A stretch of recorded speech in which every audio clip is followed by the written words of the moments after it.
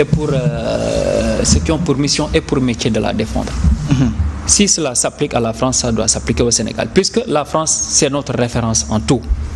Vous avez vu ce qui se passe en France avec les gilets jaunes, ce qui est dommageable. Casser des commerces avec des bijoux qui sont à l'intérieur, qui coûtent des millions d'euros. Ça, est-ce qu'on peut l'accepter? Même les Français s'en désolent de ce qui se passe avec la crise des gilets jaunes. Je ne suis pas français, mais quand je vois la dernière manifestation des gilets jaunes en France, je suis meurtri par ces casques, avec ces manifestations qui sont infiltrées par des casseurs.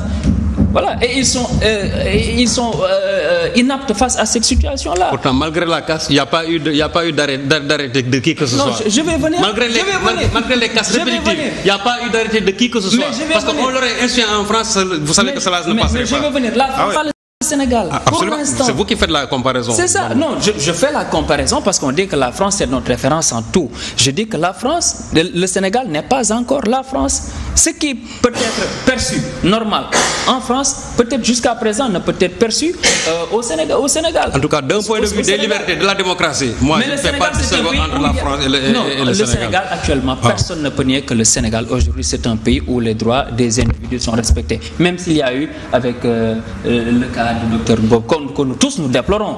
Tous nous déplorons, mais et d'autres cas également que l'on peut citer. Suivant le contenu de rapports émanant d'organisations internationales ou nationales de défense des droits de l'homme. Mais on s'accorde tous à dire que le Sénégal, quand même, c'est un pays où les droits des individus sont respectés. Absolument pas.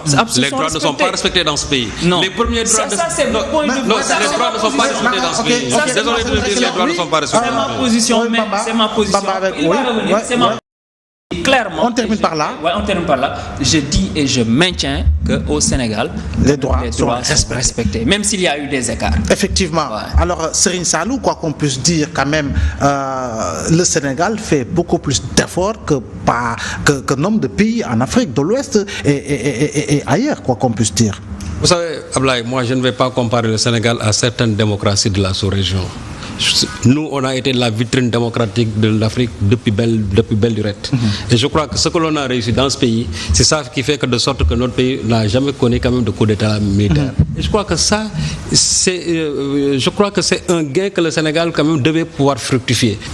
Bien sûr, d'un point de vue de la marche démocratique du pays. Mais malheureusement, c'est à quoi on assiste. Moi, je l'ai dit hier dans une émission. Je dis que, en tout cas, sous le régime du président Macky Sall, la démocratie n'a pas fait quand même des marches à reculons. La démocratie s'est complètement affaissée. Parce qu'il est inadmissible aujourd'hui qu'un arrêté qu'on appelle arrêté Ousmane Ngom anticonstitutionnel, qu'on puisse vraiment l'ériger chaque fois que des revendiquer tout simplement un droit constitutionnel.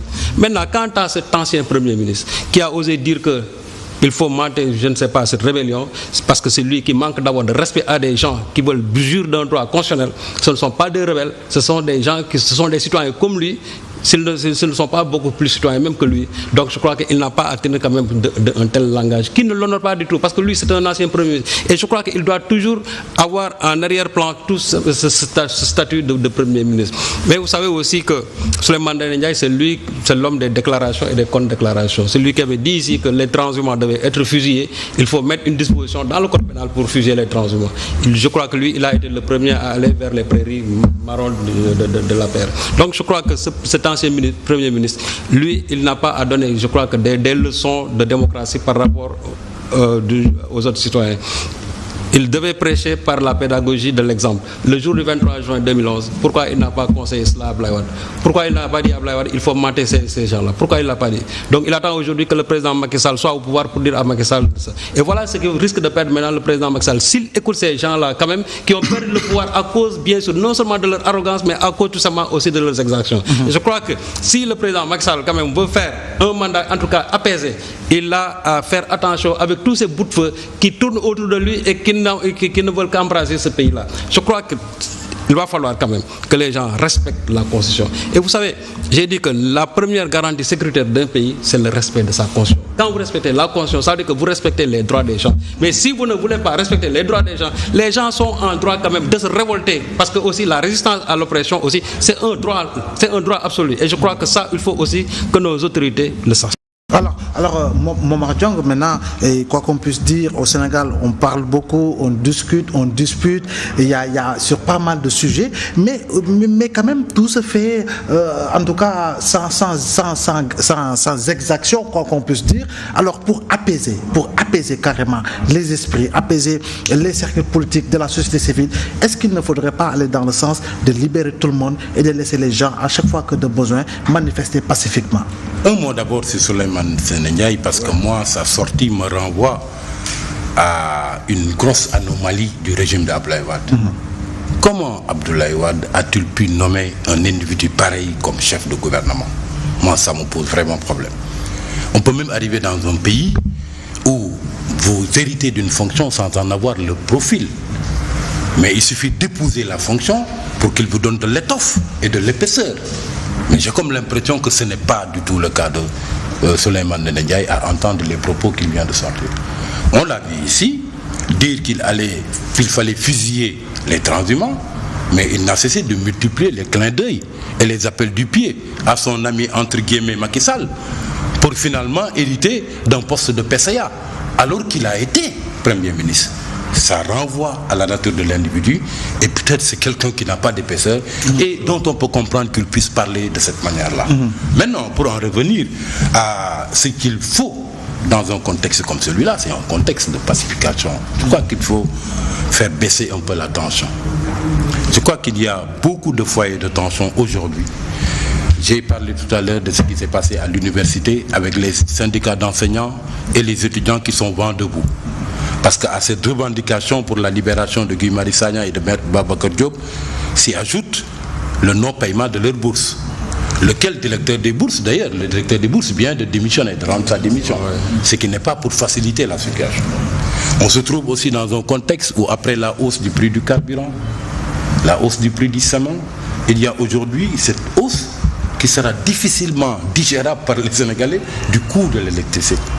Et c'est dans ce contexte-là, plutôt que de se préoccuper des Sénégalais et de leurs problèmes, parce que les Sénégalais souffrent, il y a les tenants du pouvoir qui se lancent dans une polémique où on s'accuse et on contre-s'accuse autour d'une gestion qui renvoie à une malgouvernance absolue.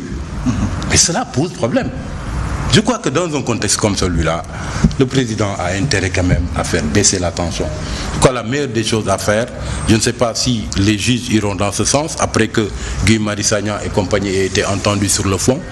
Est-ce que la demande de liberté provisoire qui sera introduite par leurs avocats va obtenir gain de cause auprès des juges? Je crois qu'il serait bon qu'on aille dans cette direction parce qu'il ne sert à rien de les maintenir en prison. Ceux qui sont arrêtés aujourd'hui parce qu'ils ont voulu braver l'arrêté Ousmane Ngom, qu'on trouve également les moyens de les arrêter et que le président, sans perdre la face du tout, puisse vraiment revenir sur cette affaire-là de hausse du prix du carburant. Parce que je renvoie quand même aux Sénégalais ce principe sacro-saint de notre Constitution.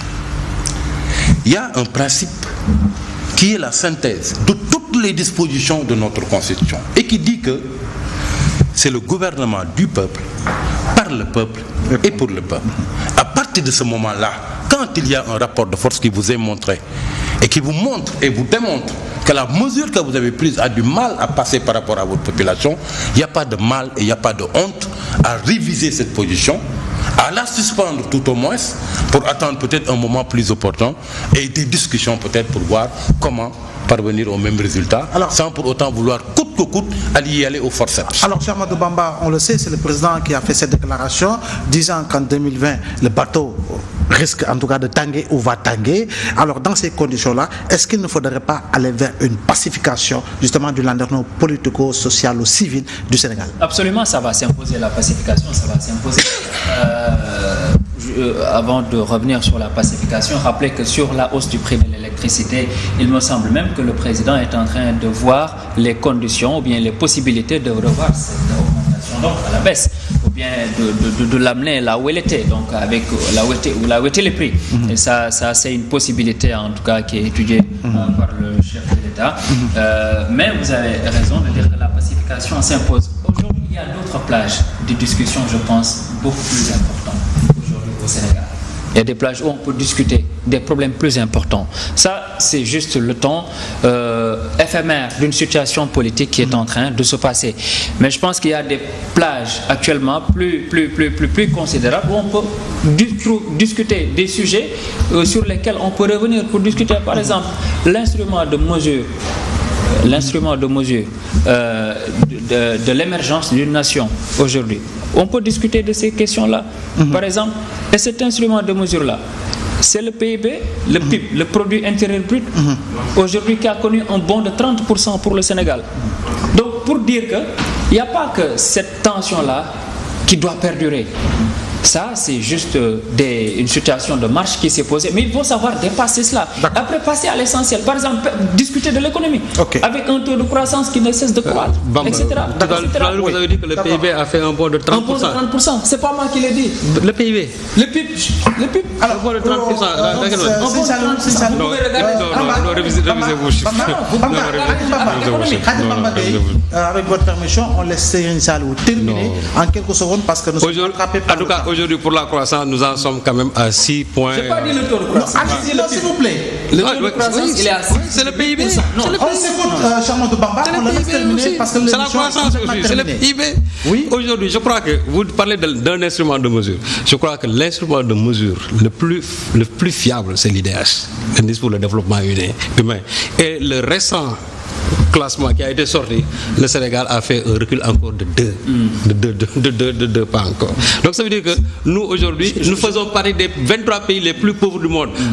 Je ne suis pas d'accord. Ah oui, je ne suis pas d'accord. Non, vous pouvez l'instrument de mesure, c'est le PIB. Non, c'est pas le PIB. Je suis au regret.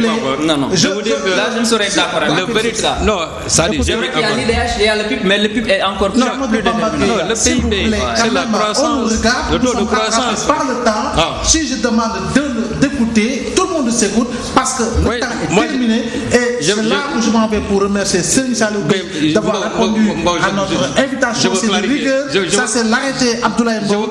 Remercier Charmante Bamba, mais également remercier Momar Diong. Mesdames et messieurs, c'était l'essentiel de ce